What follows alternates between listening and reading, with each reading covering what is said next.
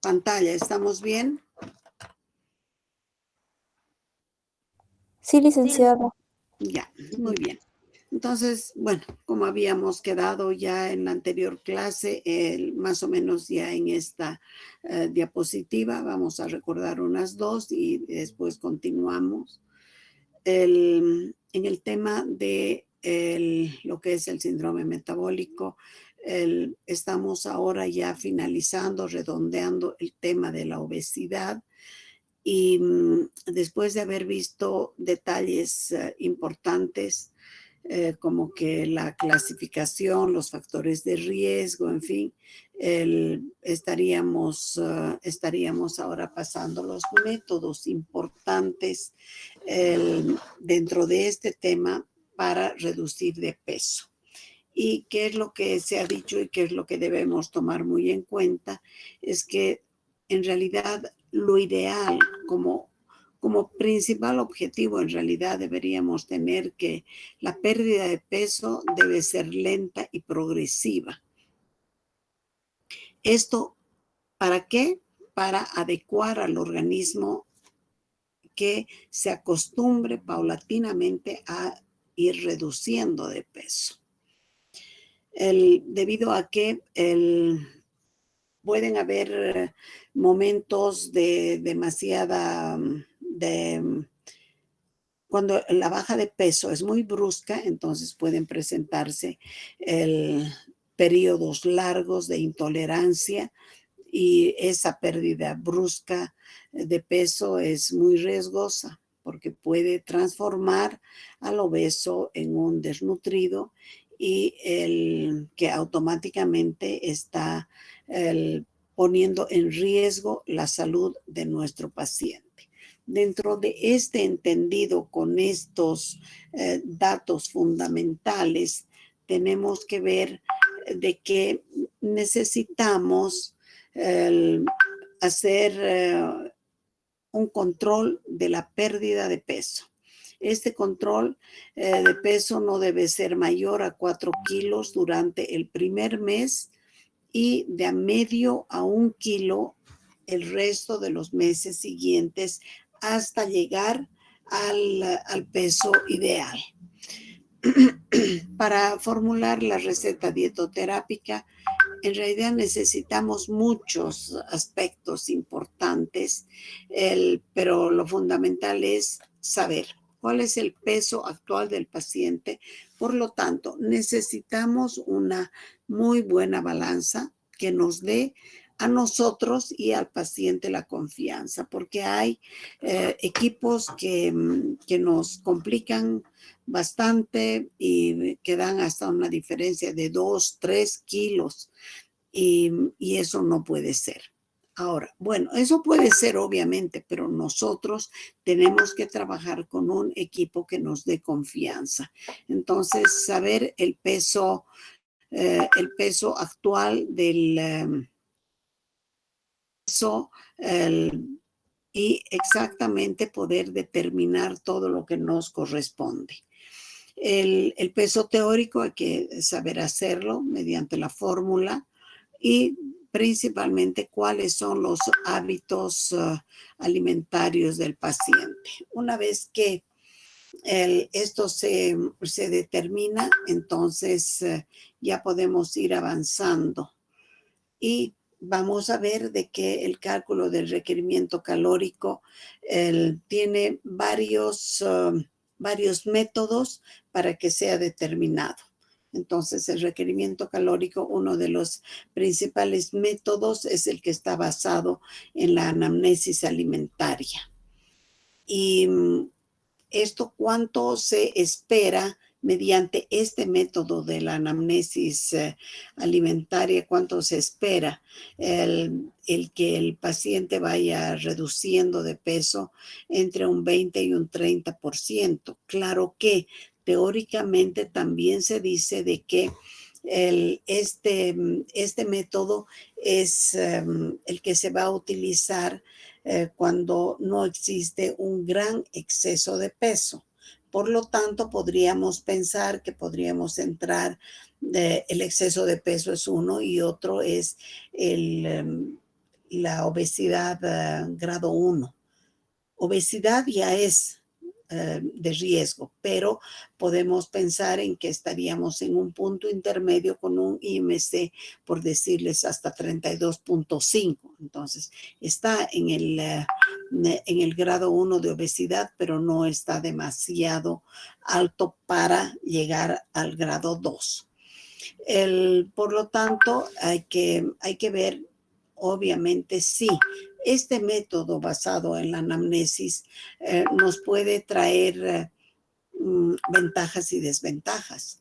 Dentro de lo desventajoso, lo inadecuado, el inconveniente es de que generalmente las cifras no siempre son exactas.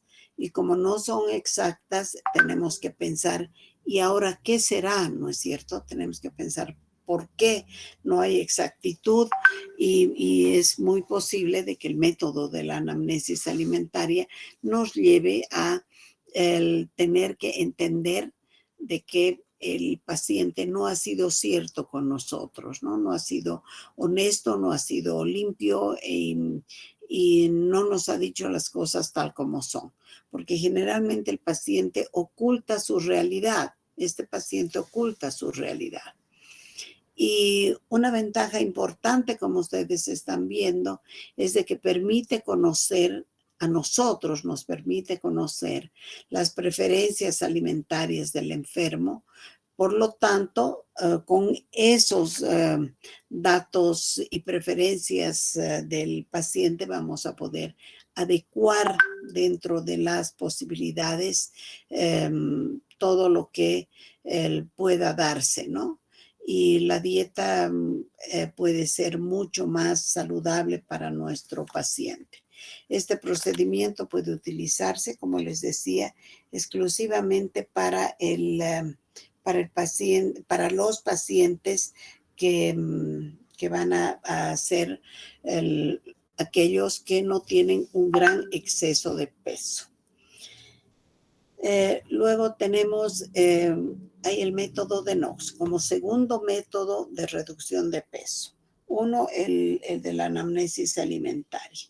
Otro que tenemos es el método de Knox, que va a calcular el valor calórico o requerimiento calórico total, donde vamos a multiplicar el peso teórico del obeso por 24.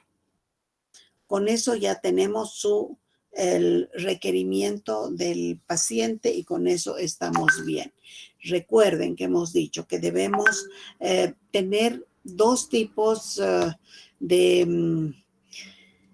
dentro del requisito de la antropometría. Uno es el peso actual y el otro es el peso teórico. Entonces, con el método de Knox estamos trabajando con el peso teórico del obeso por 24. Y aquí está clarito si el paciente, lo que les decía, ¿no? Del peso teórico, entonces la formulita, que es lo fácil, que es la talla, que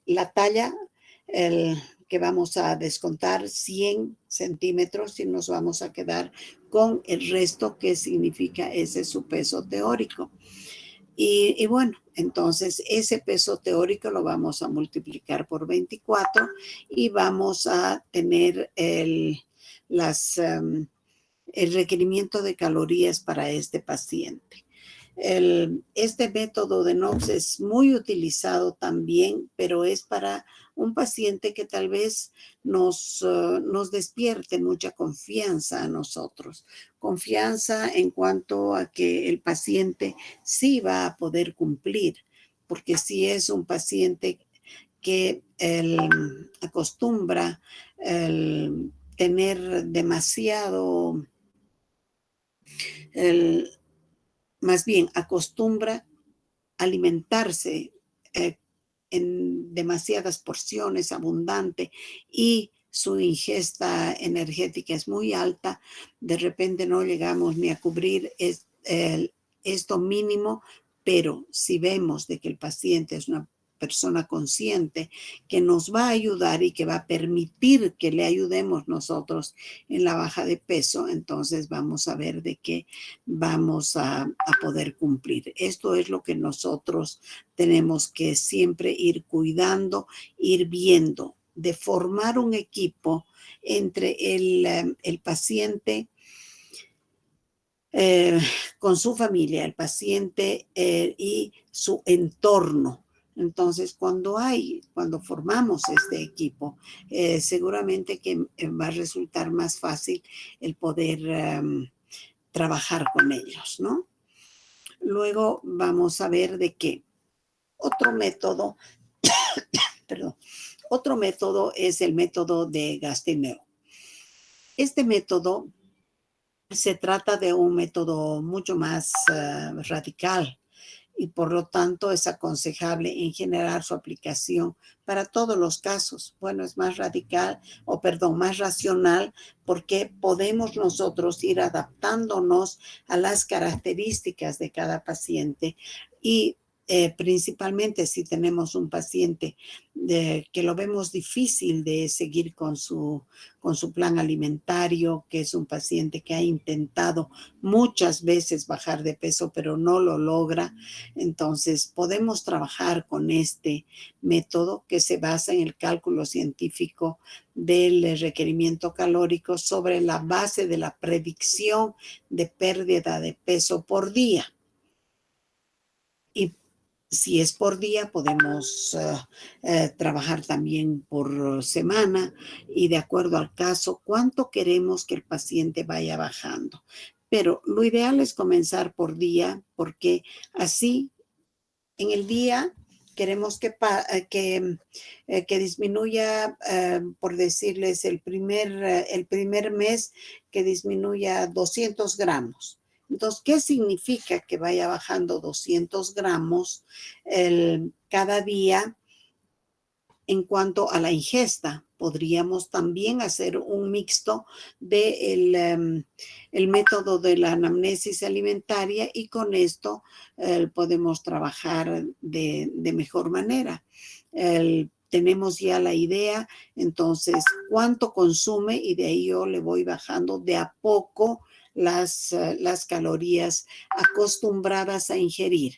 Estas calorías acostumbradas tenemos que relacionarlas con lo que queremos nosotros que vaya bajando el paciente, ¿ya? Bueno, el otro método es el método basal que ustedes mismas han hecho en el ejercicio, en la práctica. Y es el requerimiento energético basal mensual el 20%. Entonces, este es un método bastante complicado porque es demasiado bajo, porque es basal. Y todavía a ese basal le vamos a bajar un 20%. Entonces, es bastante radical y este método hay que saber qué momento y con quién lo vamos a manejar. Pero es así.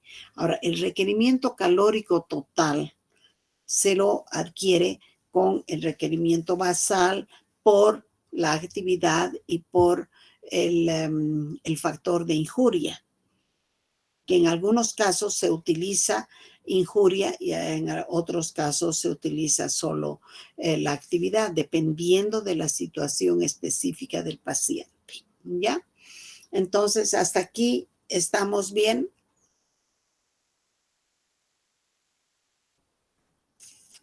¿Qué dicen?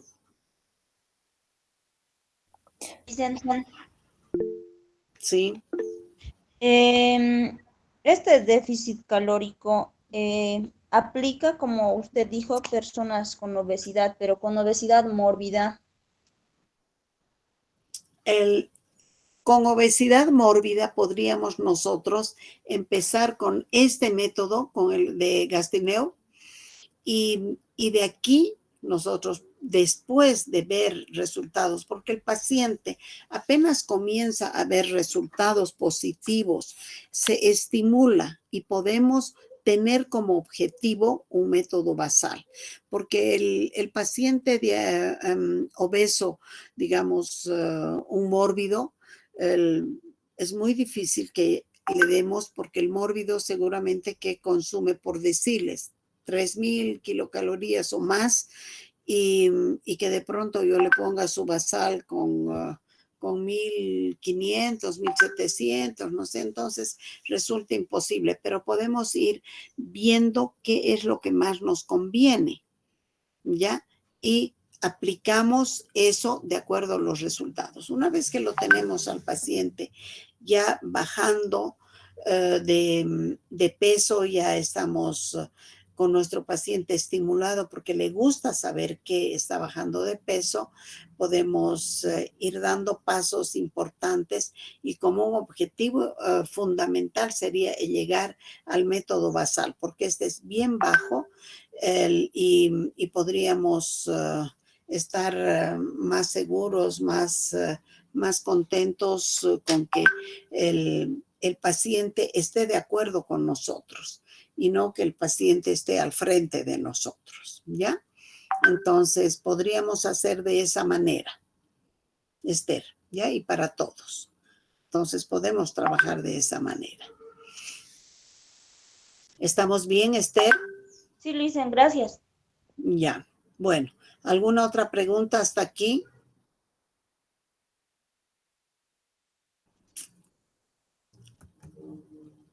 Ahora, vamos a pasar entonces al régimen, a la composición de la dieta. Si hablamos de la composición de la dieta, por lógica, si es un paciente obeso, tenemos que empezar a ver de cómo va a ser el régimen que le vamos a dar. El régimen que le vamos a dar a nuestro paciente tiene que ser un régimen adecuado a las características del paciente. Pero en líneas generales, si solamente el paciente tuviera obesidad, entonces vamos a ver que tiene que ser un régimen insuficiente, obviamente, para que baje de peso, y tiene que ser hipohidrocarbonato. Cuando tenemos este tipo de régimen, es seguro que vamos a ir bajando, pero no solamente tiene que ser hipohidrocarbonatado, sino tiene que ser también hipolipídico. Y ustedes dirán, ¿y ahora con qué complemento? Si hay dos hipos, tiene que haber un hiper y va a ser un hiperproteico. Entonces, esto es lo que de repente tenemos que cuidar. Por lo tanto, cuando vamos a comenzar un régimen para bajar de peso, entonces, de hecho, tenemos que ver en qué condiciones está el paciente, ¿ya? De acuerdo a esas condiciones es lo que nosotros tenemos que ver al paciente. Si ya ha llegado al límite donde nosotros podemos darle un régimen insuficiente, hipolipídico y hipohidrocarbonatado, entonces podemos empezar ya con seguridad a que podemos tener una distribución de los hidratos de carbono de un 30 a un 50%, la proteína de 20 a 25, esta sí es una dieta hiperproteica, y de las grasas entre 50 y 25 o 25 hasta 50, entonces resulta siendo bastante alta la grasa. Pero entonces, si estamos hablando de hipolipídica, alguien dijo también el otro día, cuando veíamos lo de la práctica, de que depende de la calidad, y estoy de acuerdo, de la calidad de lípidos que vamos a utilizar, cómo vamos a manejar.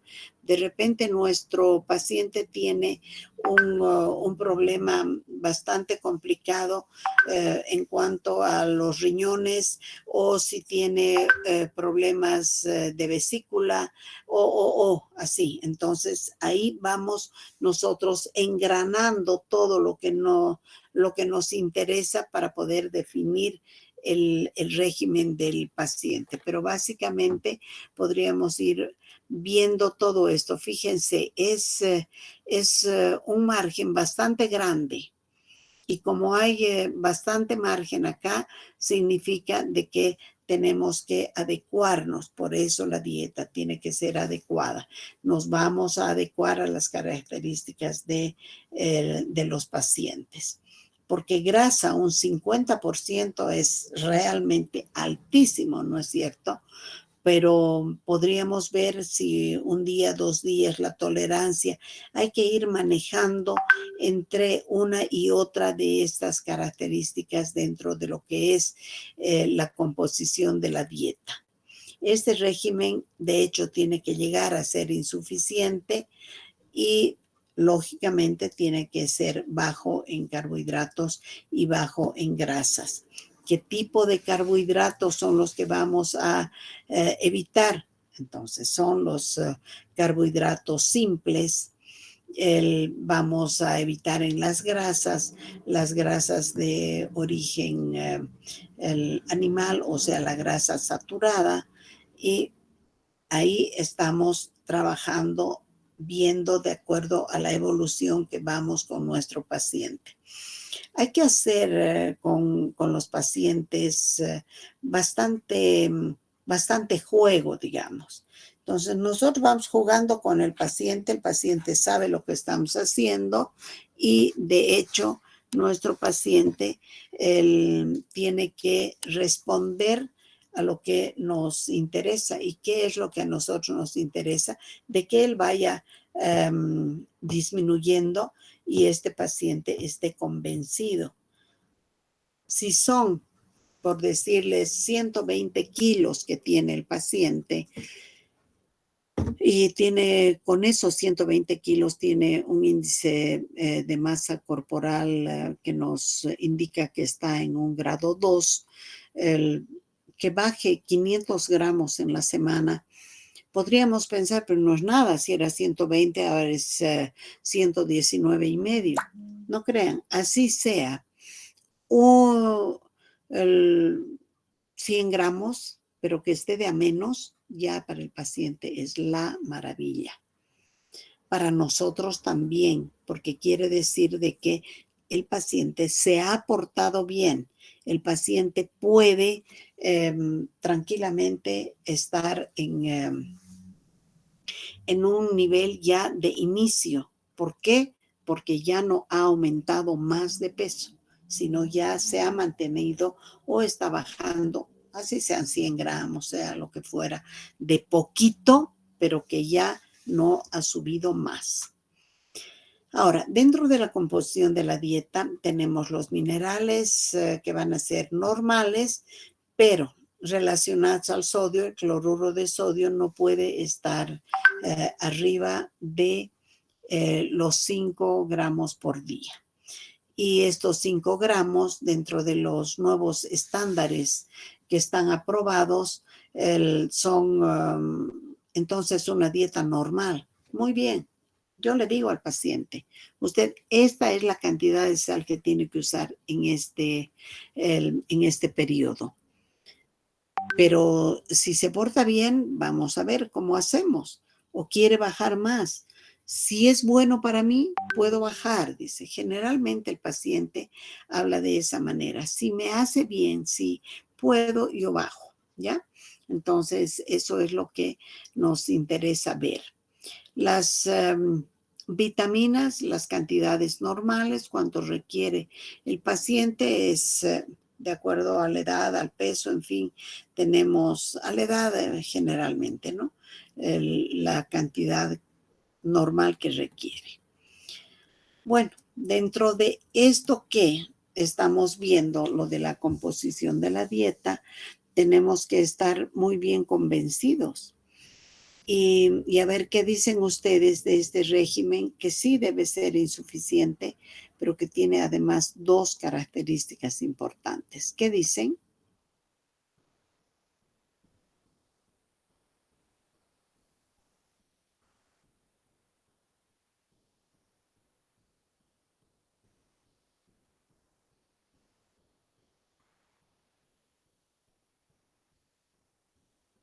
Chicos, ¿qué dicen de esta distribución de la molécula calórica? Está muy bien, Lisa, porque esta cantidad de proteína va a mantener al paciente saciado por más tiempo Ujú.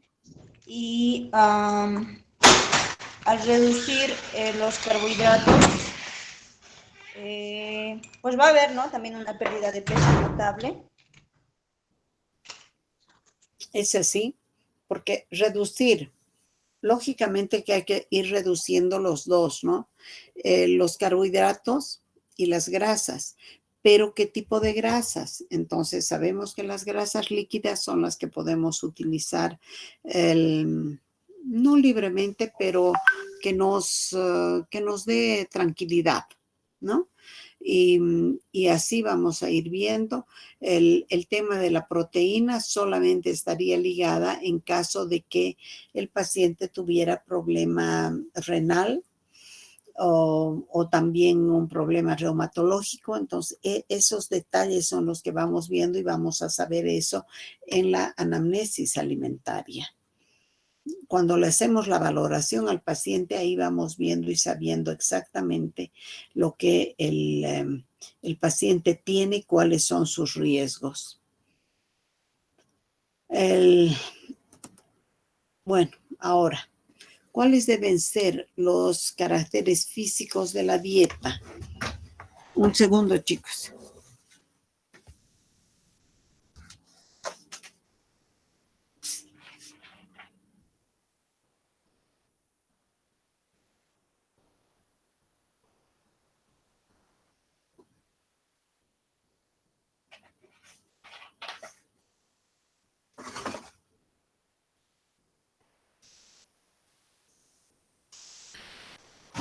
Bueno, entonces dentro de los caracteres físicos de la dieta, ¿qué es lo que vamos a ver?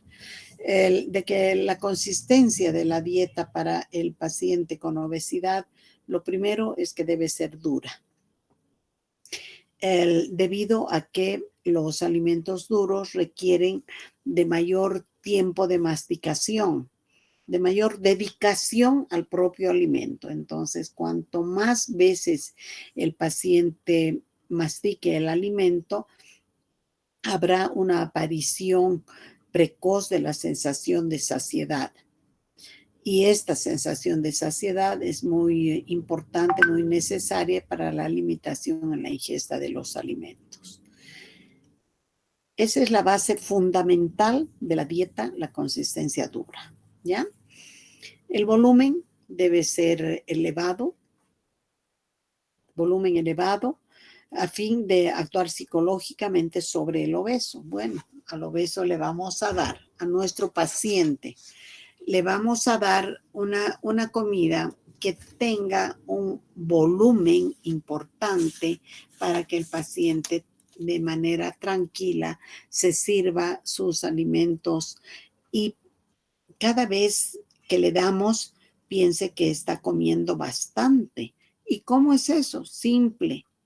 Todos nosotros sabemos de que vamos a poder darle una distribución del plato del 50-20-30. ¿Alguien me dice qué significa esto? Licenciada, sí, Adelante, Aida. 50 sería la cantidad de verduras, en este caso serían crudas, y el Ujú. 30 serían las proteínas y 20 los carbohidratos. Así es, ¿no es cierto? Y está bien, porque de aquí también tenemos que hablar junto al volumen, que no está dentro de esta característica, pero sí el volumen es fundamental porque así el paciente psicológicamente está ya satisfecho.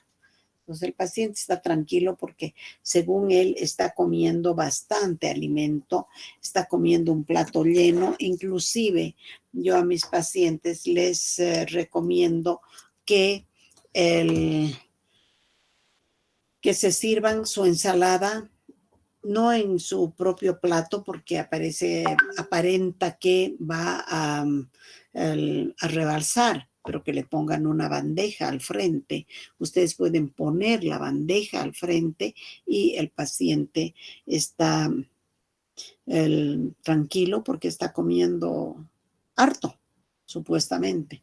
Las verduras de consistencia cruda, es muy cierto. Los cereales que sean los integrales, cuando estamos hablando de la distribución de todo lo que nos corresponde, cereales integrales, los tubérculos en lo posible que sean consumidos con cáscara. Y así, entonces vamos viendo, porque esto del volumen ayuda a que el paciente pueda sentirse mejor. Quien ingiere mucha cantidad de alimentos, pero con valor calórico insuficiente, obviamente, muy bien dicho lo que nos indica Aida, es así. Entonces, 50% del plato sería la verdura, 20% las proteínas y o más bien los carbohidratos y los tubérculos y cereales, y el resto sería la proteína. Por lo tanto, si no hay problema alguno, si el paciente no tiene dificultad, puede consumir de esa manera y esa distribución sería bastante buena. Ahora, la temperatura de los alimentos con preferencia debe ser caliente. Y esto por este motivo, ¿no? Que aumenta la sensación de saciedad. El paciente, cuando se sirve un alimento caliente, se siente satisfecho más tiempo solamente por el hecho de que el alimento caliente permanece más tiempo en el estómago. El alimento frío se va más rápido. Entonces, eso es importante. Unido lo que es la consistencia, el volumen, la temperatura, unidos estos al tema de los residuos. La cantidad de celulosa del régimen debe ser normal, adecuada a la respuesta intestinal. Bueno, cuando estamos hablando de ese tipo de fibra, ¿no? La celulosa facilita la eliminación de agua a través del intestino. Por lo tanto, la ingesta de agua también tiene que ser alta. Para un paciente de unos 60 o de 160 centímetros, ¿cuánto le correspondería de agua? ¿Ustedes saben ese cálculo? ¿Cómo hacen el cálculo, el requerimiento de líquido?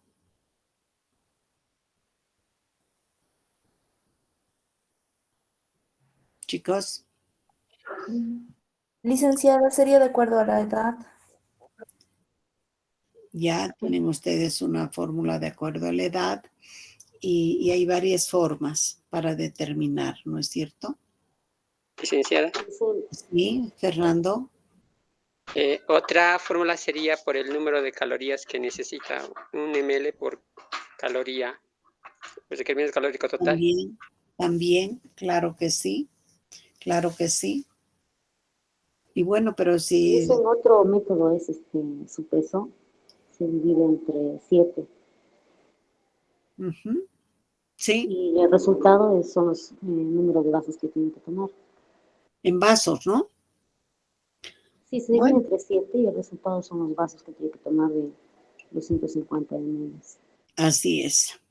Entonces, vean ustedes que hay varias formas, varias fórmulas para poder determinar la cantidad de líquido que el paciente tiene que consumir.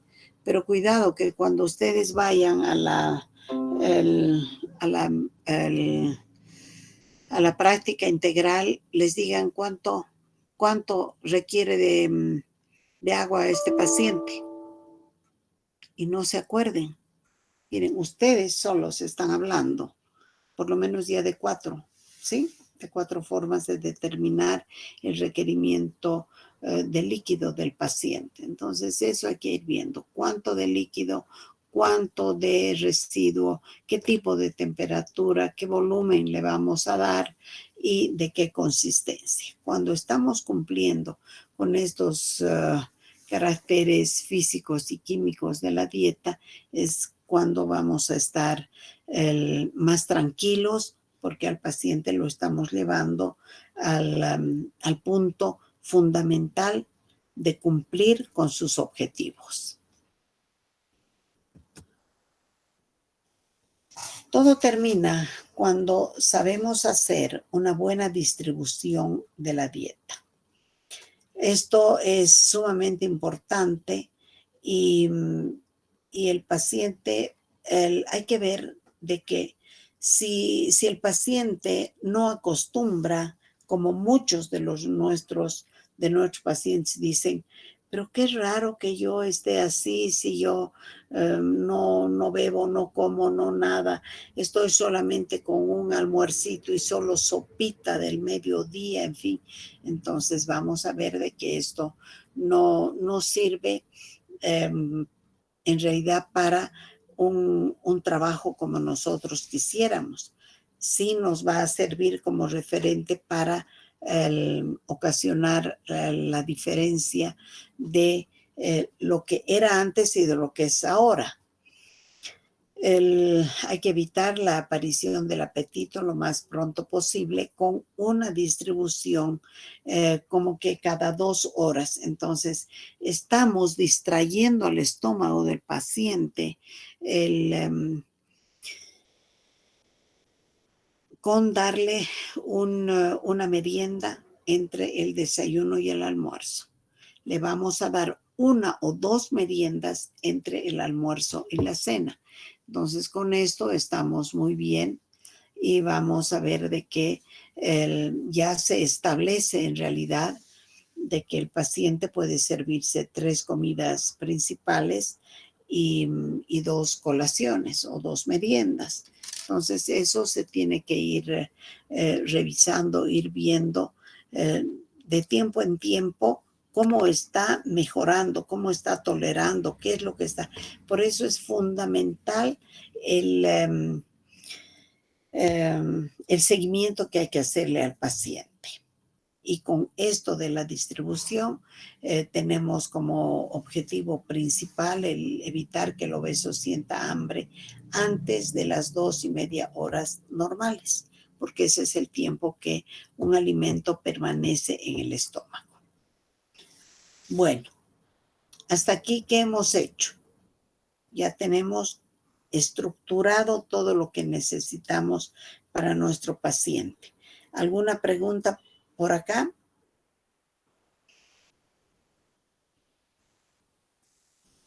Licenciada, tengo una pregunta respecto a los alimentos. Lo último que dijo sobre la permanencia en el estómago.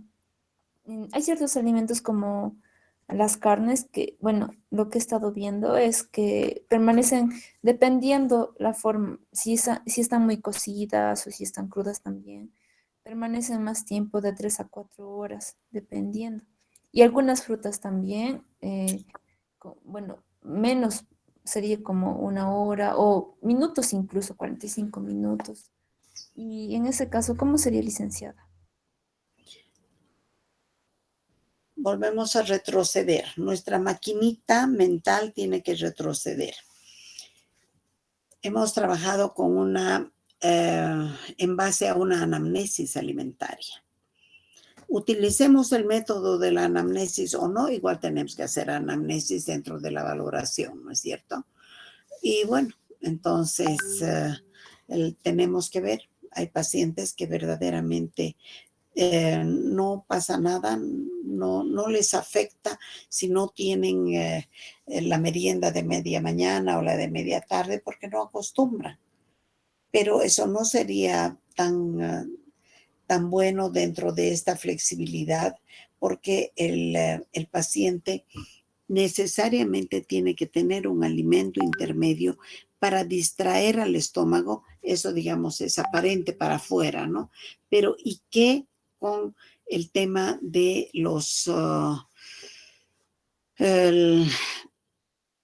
de las características de la dieta, donde como objetivo tenemos disminuir de peso, buscar satisfacción del paciente y vamos a ver de que si nosotros hemos trabajado correctamente, el paciente también está mucho mejor, ¿ya? Entonces, podemos hacer de una o de otra manera de acuerdo al tipo de paciente con el que estamos. ¿Qué tenemos que hacer, chicos, aquí, digamos, saliendo de la clase, saliendo de la universidad? Tenemos que ver de qué tipo de distribución hace el paciente con sus alimentos. Puede ser que diga, como la mayoría, yo no distribuyo mis alimentos. Yo como lo que me corresponde y nada más. Pero ahí vamos a ver de que de repente ese paciente come bien, pero, o sea, come suficiente, pero no bien, más bien. Y ahí tenemos que nosotros ir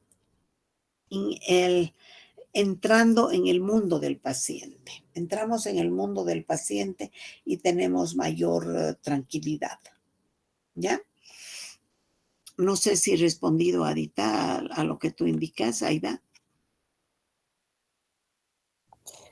Sí, entendí la parte que dijo. En sí, tenemos que adecuarnos a los hábitos también del paciente, especialmente la anamnesis, ¿verdad? Anamnesis alimentaria.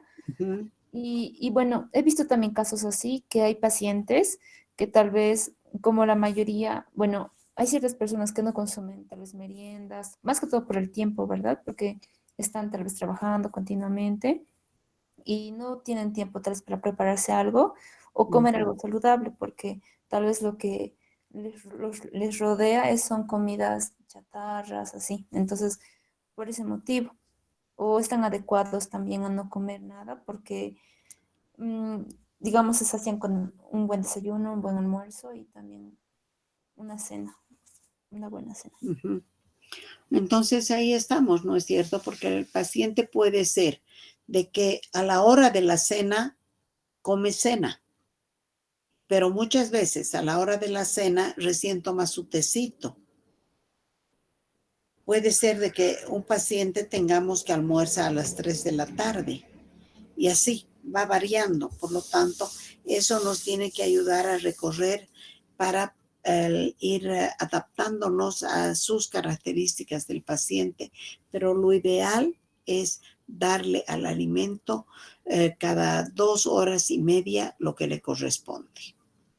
Así el paciente no va a tener hambre, va a estar satisfecho, va a servirse de la manera más tranquila todos los alimentos. ¿Ya? Bueno, después tenemos los caracteres químicos de la dieta. ¿Cuáles son estos caracteres químicos? Los caracteres químicos de las comidas deben propender a no excitar el apetito y despertar rápidamente la sensación de saciedad. Entonces, un objetivo del tratamiento para el paciente diabético es justamente el tener que despertar rápidamente la sensación de saciedad. Uno, vamos a ver de qué tiene que ser a través de la dieta, la sensación de saciedad de acuerdo a la temperatura de la dieta, de acuerdo a las características generales del paciente. Yo creo que hoy en día no existe una clínica, un centro hospitalario que no esté de acuerdo con las características del paciente, porque nosotros tenemos que saber que la distribución, los caracteres químicos de las comidas, todo es importante. Y si está muy gustosa la comida del paciente, de repente rompe las buenas intenciones el paciente y empieza a querer comer más y más, cuando es o no es su horario.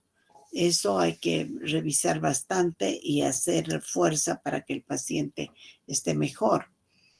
Dentro de los caracteres químicos de la dieta también están poco excitante intestinal. Entonces no tiene que ser tremendo. Y también tenemos que la dieta tiene que tener poca purina. ¿Y cómo podríamos entonces entender de que el paciente sí requiere poca purina, pero este paciente tiene un problema de afección de otro órgano? Hay que ir, como les digo, engranando todas las características de la dieta. Bueno, aquí ya estaríamos en lo que es la selección de alimentos. Tenemos alimentos permitidos, alimentos restringidos, y dentro de eso todos nos van a estar atentos con nosotros. Vamos a ver qué es lo que nosotros tenemos que darle. Ya sabemos las características del paciente y tenemos que estar inmersos en el mundo del paciente. La selección de alimentos, ¿qué nos va a llevar? A que el paciente se sirva leche, pero tiene que ser descremada. Y otro requisito es, el paciente tolera la leche, y si es positiva la respuesta, entonces no es necesario que sea una leche deslactosada. Ese mal concepto hay en toda la gente ahora, y ustedes como nutricionistas tienen que cambiar algunas características de alimentación, en fin, porque el paciente tiene necesariamente que ser un paciente que esté tranquilo, que esté contento, que tolere bien sus alimentos y que esa tolerancia sea satisfactoria a las características de la dieta que se está recomendando. La leche descremada, entonces, necesariamente. La deslactosada, no necesariamente, porque tenemos primero que revisar si hay intolerancia. Si hay intolerancia a alguno de los alimentos, de las preparaciones, entonces aquí vamos cambiando. Si bien tenemos comenzando la línea de lácteos con la leche, podemos pensar de que esta leche va a ser en cantidad suficiente, que no se exceda. Si es leche descremada puede tomar un poco más, pero hay que ver la proteína. Si va a ser de origen vegetal o de origen animal. Los quesos que vamos a recomendar, quesos descremados con poca cantidad. Los quesos descremados son importantes, pero no necesariamente son aquellos quesos que tienen que satisfacer de principio a fin al paciente. Solamente van como acompañamiento.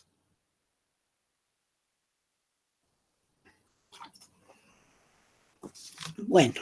Después vamos a ver los quesos, los aceites, y los aceites ideales son los vegetales, aceites vegetales, y dentro de estos lo mejor es el aceite de maíz, el aceite de oliva, el aceite de canola, tenemos el aceite de coco también.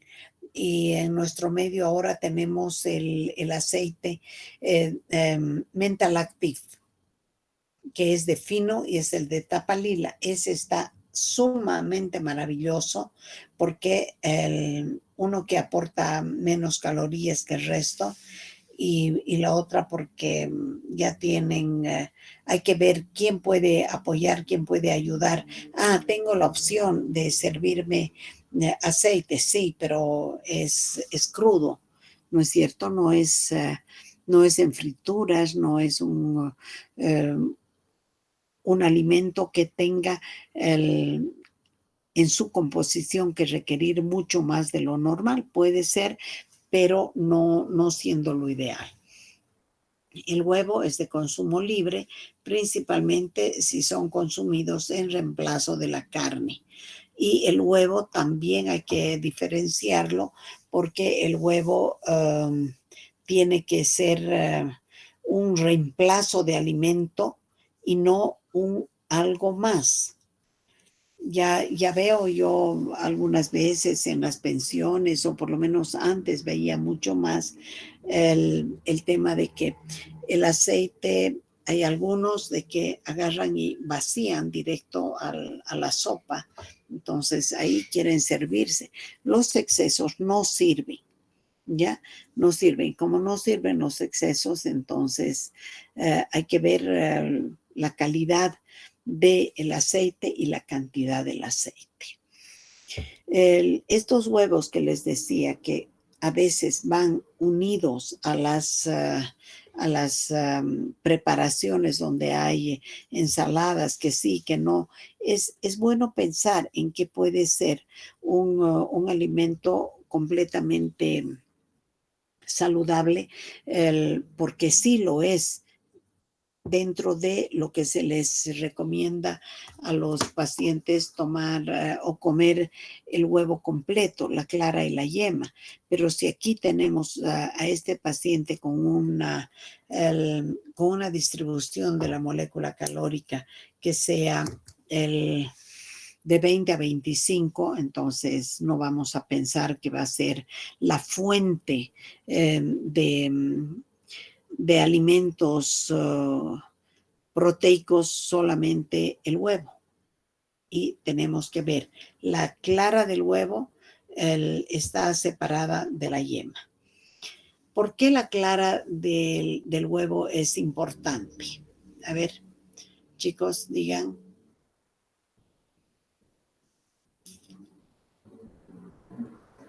Georgina. Sí, un minuto, Aida, por favor. Georgina. Georgina. No está Georgina. ¿Alguien levantó la mano, creo? Listen, buenas tardes. Sí. Es importante la yema del huevo porque la yema, dijo, ¿no, Listen? Sí.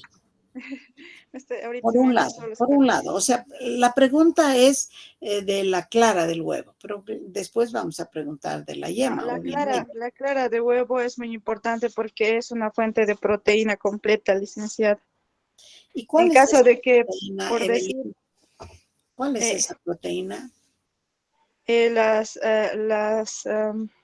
la ovoalbúmina, ay, ahorita no me estoy acordando, pero tiene las proteínas completas en caso de que, por decir, la persona no pueda tener tolerancia a los lácteos, se puede dar solamente la clara de huevo. La clara de huevo, obviamente lo has dicho, es porque es la mejor fuente de origen animal de la albúmina. Entonces, la albúmina es la mejor fuente cuando es del huevo, es la ovoalbúmina, ¿no? Y ese es el dato fundamental para que nosotros elijamos que tiene que haber huevo en la dieta del paciente. ¿Y qué decimos de la yema? Dicen, la yema del huevo tiene el LDL, que es lo que ayuda a bajar de peso a las personas, el tipo de grasa buena, como le podríamos decir. Uh-huh. La yema, en realidad, no tendríamos nosotros que eliminarla como generalmente se hace, y mejor solo la clara y no la yema. Pero la yema sí tiene nutrientes fundamentales, nutrientes muy importantes. Entonces tenemos que incluir, y además dentro de los tipos de preparaciones, se caracteriza esto porque dice que para aprovechar su sensación de saciedad, porque es así, la sensación de saciedad viene más rápido cuando se consume la clara y la yema, pero también hay que ver qué tipo de grasa es la que nos aporta y no toda es mala en el huevo. Por ese motivo hay que ir viendo de que el consumo de huevo sea mejor utilizado como complemento, ayuda a que el paciente se sienta mejor, se sienta satisfecho, pero en muchos casos sucede también lo contrario. Hay que ir viendo esto de saber del paciente dónde y cómo está el paciente muy bien ubicado. Tenemos las carnes. ¿Qué tipo de carne es la que tenemos que recomendar? Las carnes magras y con preferencia carnes rojas asadas o a la brasa. Tenemos este tipo de preparaciones que van a producir una sensación de saciedad importante. Cuando la carne, a ver, ustedes, yo sé que son bien gustosos, se reúnen en sus parrilladitos y en sus cositas ricas. Si comen la carne primero, ¿cómo les va?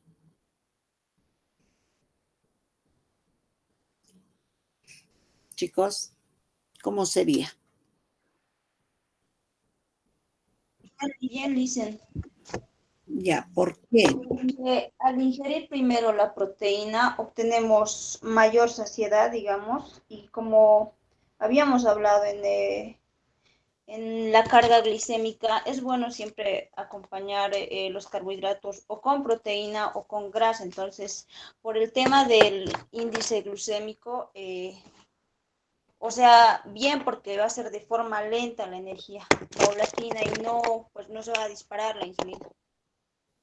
Sí, hay que ver todos esos puntos, ¿no es cierto? Se puede disparar la insulina, se puede disparar ya directamente la glucosa en sangre y hay que cuidar todo esto y las carnes producen una sensación de llenura bastante rápida.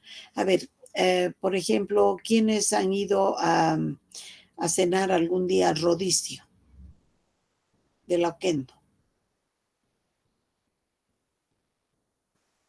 No han ido todavía. No tienen novios que les inviten o no tienen novias. ¿Ah? Gerson, No hay plata, dicen. también. La licenciada, yo he ido, pero hará 12 años, 13 años. Ahora el cubierto cuesta, por lo menos cuando yo fui, 79 bolivianos el cubierto. Entonces, la verdad que la parte económica es importante. ¿Qué decías, Gerson? Bueno, respecto al precio, licenciada, ha subido hasta 85 ahora. Ah, mira tú, y no es mucho tiempo. Por el Día del Nutricionista nos han invitado los de Cocina Limitada y miren que eso era agosto, ¿no? Entonces en un mes ya subió más. Y bueno, nosotros no pagamos ese día, pero pagó la empresa, pero preguntamos, ¿no? Y así es, ese 79 ha estado mucho tiempo. Bueno, yo a qué me voy con el tema, por ejemplo, de rodicio. ¿Qué es lo que primero nos dan allá? Dan las carnes, licenciada. O sea, nos ponen como una espadita grande, ¿no? Y ahí la carne Ya, y nos van dando claro. de a pocos. Sí, así es. Pero lo que nos dicen primero, pueden pasar a las ensaladas, ¿sí? Las guarniciones y ensaladas. Todas las guarniciones, claro que sí. Nos ofrecen aquello y uno se sirve ahí todas las guarniciones, las ensaladas, los pancitos, todo lo que uno quiera. Y después vienen las carnes. Y de las carnes, ¿cuáles son las que primero nos dan? Generalmente es el chorizo, generalmente es lo que es más pesado y que sacia más pronto. Entonces va llegando el resto ya, por lo menos el estómago de las mujeres es más pequeño, creo, y no comemos mucho. Entonces ya vamos diciendo, no, ya no nos sirva, ya no, gracias. ¿Y por qué? Porque esa carne roja ha producido una sensación de saciedad bastante rápida. Y más la cantidad de verdura, todo lo ingerido antes, de hecho, hace de que ya uno se sienta satisfecho más rápidamente. Por lo tanto, en nuestros planes alimentarios tenemos que incluir las preparaciones también al horno, a la brasa, no tanto al vapor, no tanto a la olla ni al horno, pero sí donde sea estimulante de solo sentir el olor muchas veces. Entonces sentimos el olor y ¡ay, qué rico! Cuando uno está cocinando, generalmente uno termina diciendo, bueno, yo ya no voy a comer. No porque hubieras picado todo el rato, sino que solamente ya te ha producido una sensación de saciedad, el extremo de lo agradable que está el alimento. Las carnes son importantes cuando y qué tenemos que dar nosotros a los pacientes, cómo tenemos que dar. Aquí estamos viendo, ¿ya? Entonces, sabremos de que las carnes, por muy magras que sean, producen una sensación de saciedad muy rápida, muy pronta. A ver, ¿qué más tenemos en esto de selección? Las vísceras están aconsejadas con el cuidado y el conocimiento de su alto contenido en grasa y colesterol. Sí, también cuando estamos por allá nos invitan corazoncitos, ¿no es cierto? Nos invitan así diferentes vísceras y tiene su razón. Porque nos tiene que producir sensación de saciedad más rápida. Las verduras de hoja, cuando vamos a hacer selección, están muy bien y vamos a ver de que aquí viene lo que al principio creo que fue Aida la que participó y dijo que las verduras deberían ser con preferencia crudas. Sí, está bien, vamos a elegir porque también la verdura cruda es la que produce sensación de saciedad más rápida. Las leguminosas podemos incluirlas 2 a 3 veces por semana. Las frutas 2 al día, sustituyendo al postre. Porque cuando hay un postre que no es fruta, generalmente es un postre alto en carbohidratos. Mientras que la fruta no va a aportar ningún exceso de nada que sea contrario a lo que nosotros queremos. Sí, también la fruta tiene fructosa al final de su metabolismo de origen de la fruta, pero bueno, eso es lo que pasa normal y dentro de nuestros intereses, entonces tenemos que ver qué es lo que vamos a seleccionar. Las verduras ideales tenemos, no dije esta parte, las verduras de hoja, que son las que más nos interesan, ¿no? Luego tenemos el pan, el que con preferencia al inicio de un régimen alimentario hipocalórico, podemos mencionar es de que el pan no deberíamos incluirlo en nuestra dieta, a no ser que sea un pan integral. El pan integral es sumamente bueno y el pan integral nos va a ayudar a producir mayor sensación de saciedad más pronto y también la sensación de saciedad si el pan es de origen o si es integral o negro, entonces con mayor razón vamos a estar tranquilos. Los cereales hay que limitarlos y en cereales también hay que hablar de cereales que vamos a, sí, por un lado integrales y por otro que van a cubrir una porción mínima del plato. Por lo tanto, debe ser muy importante hacer que tengamos este tipo de alimentos. Las bebidas dietéticas son ideales, las infusiones variadas con, que van a estar con preferencia con temperatura alta, pero bueno, si es una dietética comprada, que puede ser un jugo, y los jugos generalmente no se los calienta. Las bebidas dietéticas procesadas no serán lo mejor, pero sí podemos nosotros elaborar bebidas dietéticas. Entonces hemos comprado la piña, hemos picado la piña, hemos hecho dar el hervor a la piña y no vamos a aumentar el azúcar. Entonces, si no utilizamos azúcar o utilizamos carbohidratos o utilizamos edulcorantes artificiales, entonces nos va a ir mejor. Y los condimentos, absolutamente todos los condimentos aromáticos son los que nos van a ayudar a hacer una comida agradable. Que podemos utilizar suplementos dietéticos, los podemos utilizar, pero también con medida para cuidar principalmente los riñones.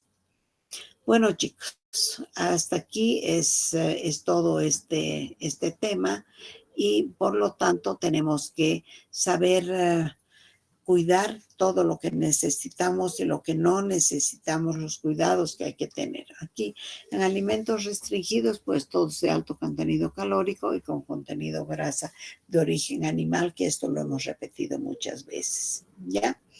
¿Hay alguna pregunta? Ya hemos finalizado este tema de la obesidad.